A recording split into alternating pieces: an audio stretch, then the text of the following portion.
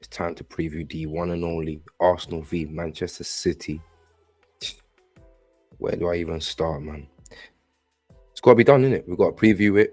It's not a game I look forward to even previewing anymore because I just cannot wait until we get a Premier League win against them in order for me to feel confident going into these games. I feel confident overall, let me say that, because I feel as though we've improved and we got more firepower and we got more of a structure to be able to, beat this team here. But yeah, Arsenal v Manchester City coming up Sunday at the Emirates Stadium. I think the game is, if I'm not mistaken, at 4:30 instead of 5:30.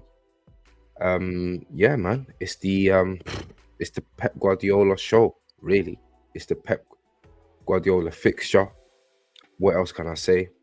We we got to be proven wrong in a sense. We have to be proven wrong, and our team has to prove us wrong. Our team has to show us that they are effectively ready for this challenge, and we're gonna do better this year than we did last year. I think, if I'm not mistaken, it's gonna be the fifth time we face Man City this year. Which, as I said, it's like, bro, and we never win against them. It's like I've had enough. I've literally just had enough. Like I've gone into 11v11, and I'm gonna share this tab now. So let's get into it.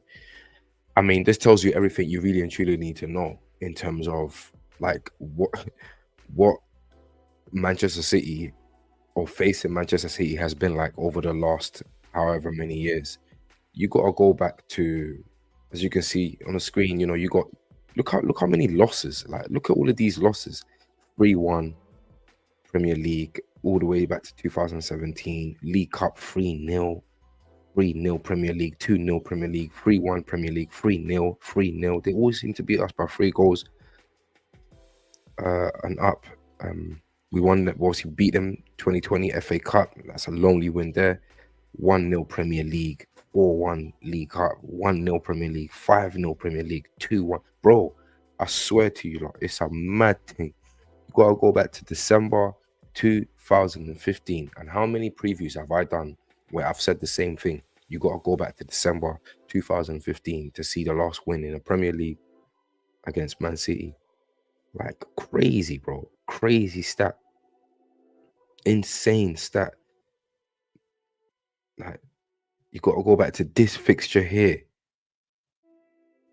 Theo Walcott, Olivier Giroud, and this Manchester City team that they faced. It wasn't a bad team, but Pep Guardiola in it. Pep Guardiola through the Pep Guardiola era, they've violated 5-0 wins. This one here, 28th of August 2021. Ilkay Gundogan, Torres, Gabriel Jesus, who's funnily enough now in our side of things. But yeah, people, man, it's one of them fixtures, isn't it? It's that fixture. So for the fifth time in 2023, we tackle Manchester City as we aim to maintain our longest unbeaten start to the season since 2007, 2008. And can we do it? Look, they've obviously not been perfect. At the start of the season, as you can see here, jittery City. Things were going swimmingly for City in recent weeks. 6 straight wins in the Premier League, put them in top spot.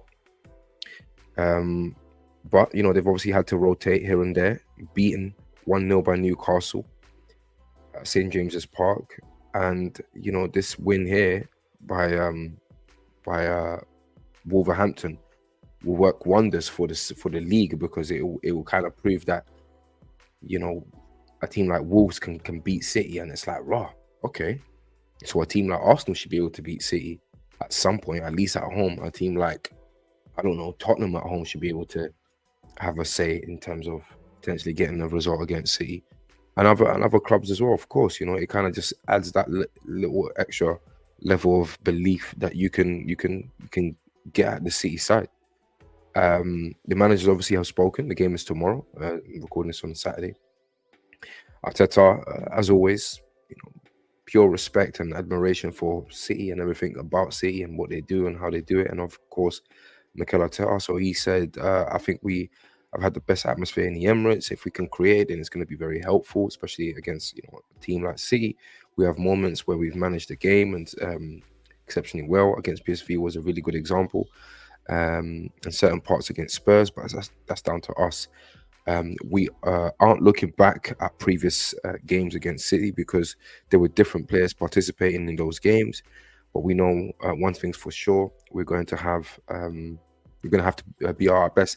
To be honest with you, I don't even think it's about the players when it comes to City and why we lose against City. I think it's this man here. I think it's just Pep Guardiola. He's just one of them guys where you know like he just has this aura and has this authority over whoever is managing us at that particular time. And not that I'm saying, obviously, we've seen him come against multiple managers, obviously Wenger and potentially Emery and now Arteta. But regardless, it's always been W's. It's always been wins. You know, um, it's just like it's him. Whatever he does, he's able to, get the best out of the players, of course, and the players have to do the business. At the end of the day, they score the goals. But I think a lot to do with it is him. And even in these press conferences, it kind of starts from there, where he's going to be talking the mind games and he can be saying all of the things that they're saying, He's being asked Arsenal title rivals, saying yes to title rivals. That's just to add on the pile on the pressure. We know how Pep gets when it comes to Arsenal press conferences, bro. This guy, yeah, that's what he does, man. But listen, I say all of that to say this. It's still a game of football. And if there is a time to beat City, it will definitely most certainly be now because this man here is not going to play. Like, they're going to be missing a few key players. They're going to be missing Rodri, of course, who's going to be serving his last suspension ban, 3-match ban. They're going to be missing John Stones. They're going to be missing a few key players, and of course, the likes of Kevin De Bruyne. These are key players that essentially they do the damage. They knock us out, and we're not going to have them. I remember John Stones' goal at the Emirates last season. Header, I was like, bro, how is that possible that John Stones has scored that? I couldn't believe it. It's like, bro, come on, man. Even people like John Stones, like, please, bro, don't be doing this. Um, but yeah, so this is a great chance. This is a great chance for Arsenal to be able to take advantage of a slightly weakened City. And when you're talking about the best defensive midfielder, which everyone I'm sure can agree with now, this man here, Rodri, is that, and he's not going to be playing, bro. If we can't beat these lot without Rodri, then I'm not. I don't know. Um, Pep Guardiola, he's obviously tried to kind of downplay the whole Rodri importance and trying to say, oh, look, Rodri, look, of course, he's not in the squad. I don't think about him whatsoever, but he's going to be hurting. Pep is going to be hurting the fact that Rodri is not in this game because he knows with the acquisition of Declan Rice and the potential return of Thomas Partey, we got the midfield. The midfield is ours. That no matter what he does around that midfield, because he doesn't have John Stones and doesn't have Rodri, who are the two, what I would say the two kind of big sort of presence midfielders in there. You can't like Phillips. Who else they got? Rico Lewis. They got you've lost Gundogan. Like this, I'm telling you, like right now, this is it. Arsenal fans, football fans all over the world, rival fans that have been kind of hoping and praying that this kind of continues. And for those that don't have the belief, and wherever you stand from, wherever you're coming from, on what angle you're looking at, like this is a must win for Arsenal. We now have the defense, we now have the midfield, and now the attack to be able to like finally get that hoodoo and bring back that victory since that's been missing since 2015 at the Emirates Stadium. And yeah, man, like it will be a massive, massive, massive loss for him in terms of losing Rodri and losing Kevin De Bruyne. Obviously, he hasn't lost them straight away. They've been some of them been missing for a while, like Kevin De Bruyne and so forth. But just not to have them key players there, bro. You get me? We got to more or less look out for the likes of Alvarez, like Ruben Diaz. He can get got. I don't care what anyone says. Ruben Diaz, he can get got. I know they've got Ake, who's a bad boy defender as well, and he does his thing as well. But he's not no world beater. He's not going to change the game. You know, I'm telling you, like right now, Haaland is not firing on all cylinders. Haaland has been, he's been quiet this season. Obviously, he's still scoring. He's still going to score his goals, but I'm talking about the top notch, top shelf Haaland hasn't, it hasn't happened yet. He's not there yet.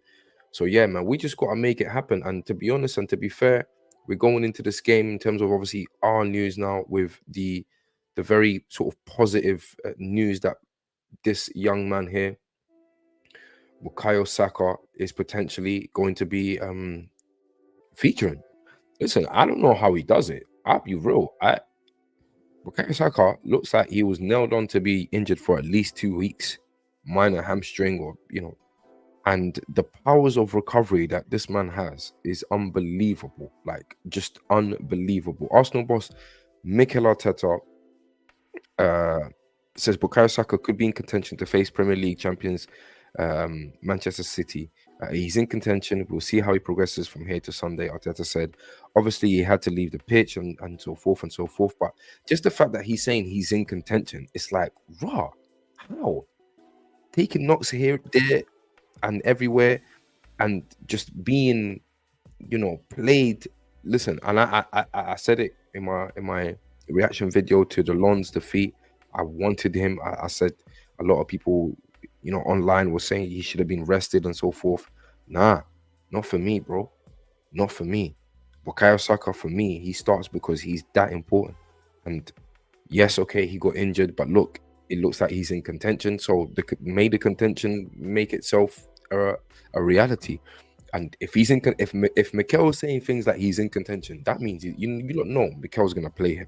He's gonna play him. If the doctors see him fit, and from everything that we're hearing, it looks like that's what's up. It's gonna be a case where we see Bukayo Saka coming back into the fold for the Manchester City game, and it's very important that he does that. Very important that that happens. I'll be honest and I'll be real. Martinelli's still going to be out. I don't think Martinelli's close.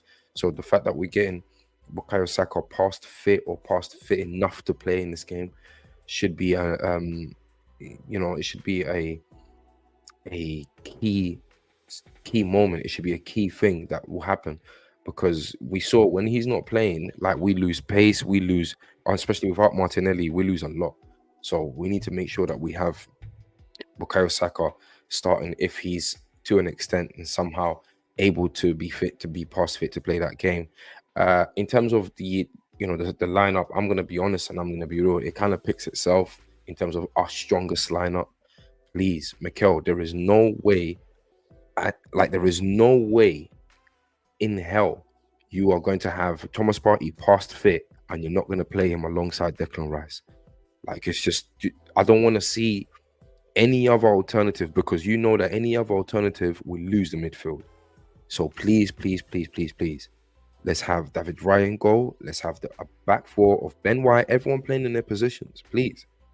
Let's have Saliba where he needs to be. Let's have Gabriel Magalhaes where he needs to be. And let's have Zinchenko there in terms of obviously going for the game, going for that attacking sort of phase, get him in as the extra man in the midfield, doing what he does best in terms of inverting. And to be honest, let me shout out Zinchenko now, because I think he's been slightly better this season when it comes to defending.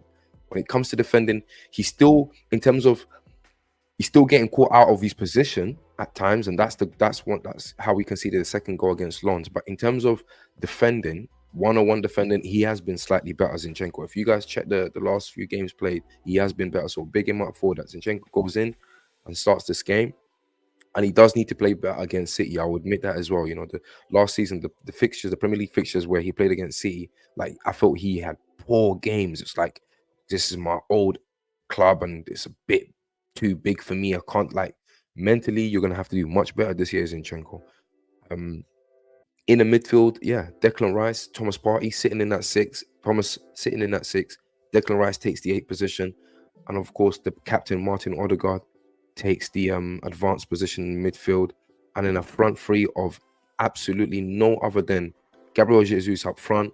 Bukayo Saka, again, if he's past 75, 80% fit to play, he has to play. It's just that simple, bro. We need to win this game, bro. This is not a joke. We need to win this game. And then on the left-hand side, you put Trossard in there. Martinelli, if he's still, going to be out, or even Nelson. I don't even mind. I think Nelson should get a chance and deserves a chance. But it is where it is. I won't be too disheartened, because I know that Trossard historically, and even with Arsenal, he plays well against City, scored against City for us already. So yeah, it's you know what I mean. It's got to be like, come on, bro. Like, if I give you guys the lineup, yeah, for the win against Man City in the Community Shield, like that's more or less. Let me have a look. Gabriel Martinelli, Kai Havertz, Fabio Vieira, Alessandro Trossard, Thomas Partey. So yeah, Thomas Partey. We saw it, but I think essentially what you saw is being played in the wrong position. We want to see Declan Rice, Thomas Partey, and Odegaard in the same game again, but in the midfield. And this was more or less the you know the structure that we saw in that Community Shield win. But yeah, people, man, and field the best 11. Let's get this game won. Let's get right there in terms of the top of the table. Mikel must not overthink things. He must not try to how can I say, like, do crazy late substitute. Bro, please just keep it simple, keep it nice, and we will get the win against these guys. We will get the win. It's coming. It's a long time coming. One thing I like about Mikel Arteta is that he has to an extent managed to kind of with him in charge, break these kind of how can I say, these hoodoos that we've had, going against Tottenham away and winning there, going against Manchester United at Old Trafford and winning there. So it's about time that we first, of course, get that win at home at the Emirates Stadium, and then this season we go to the Etihad and we slap them there as well.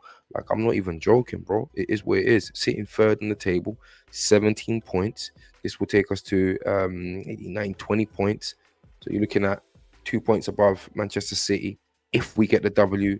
And having played 8 games in the Premier League, effectively we are there at top of the table. Good form still in the Premier League. Of course, you've seen draws, but no defeats, still unbeaten with Tottenham. Arsenal, Tottenham are now effectively the only teams that are unbeaten in the Premier League, and we have to continue. I think Tottenham are going to be playing today at 12 o'clock. Yeah, 12 o'clock. Luton, that's a W, that's a win. So they it's very obviously it's not confirmed, but it's very likely that they will get the win against Luton, even though Luton has had a little turn in form in terms of obviously getting a win in the Premier League, getting a first win in the Premier League. But yeah, man, tomorrow we got to do the business against Manchester City, and I'm going to leave it there, guys.